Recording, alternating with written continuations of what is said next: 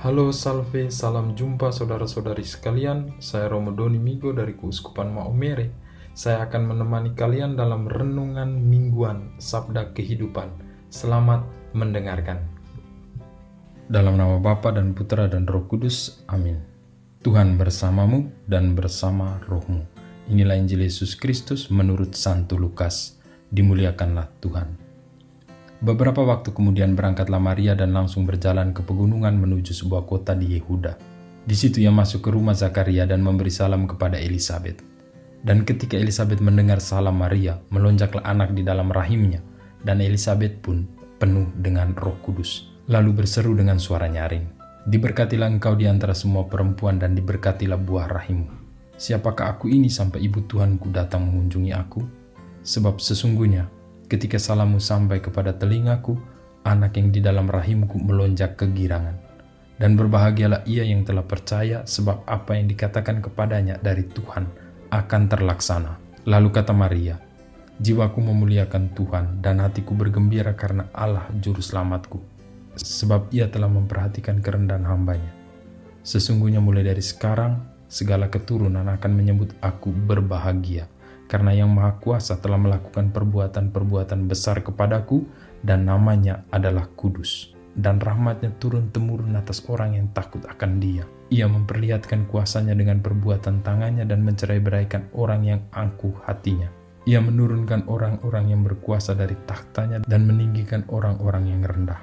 Ia melimpahkan segala yang baik kepada orang yang lapar dan menyuruh orang yang kaya pergi dengan tangan hampa.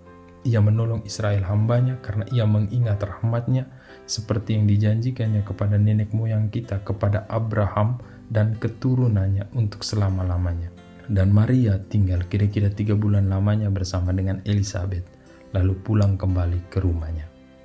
Demikianlah sabda Tuhan, terpujilah Kristus. Saudara-saudariku umat beriman sekalian yang terkasih dalam Kristus, pada hari ini kita merayakan Hari Raya Santa Perawan Maria diangkat ke surga. Dan Injil Lukas menceritakan kepada kita bagaimana perjalanan Santa Perawan Maria menuju sebuah kota di pegunungan untuk mengunjungi saudaranya Elisabet. Dalam perjumpaan dengan Elisabet, terjadi sebuah dialog yang sangat mendalam. Bisa dikatakan sebuah dialog persaudaraan. Bukan sekedar saling memberi salam, tetapi saling membagi berkat.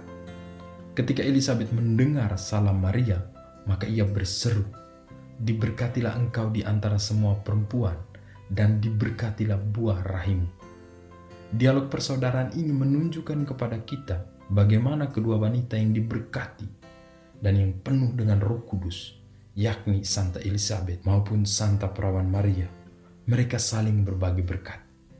Inilah gambaran orang Katolik yang baik, yakni saling membagi berkat melalui apa yang mereka katakan dan melalui apa yang mereka lakukan.